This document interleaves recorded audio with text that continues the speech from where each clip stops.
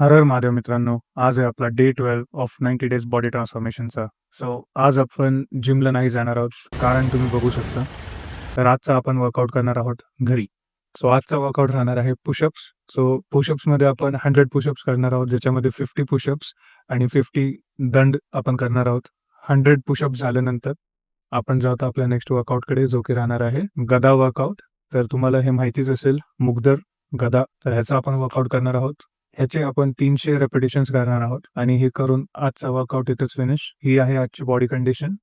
Workout संपवल्यानंतर आपण आपला lunch करणार आहोत. लंच झाल्यावर बनवणार आहोत आपण आपली डाएट. आजसाठी एवढंच.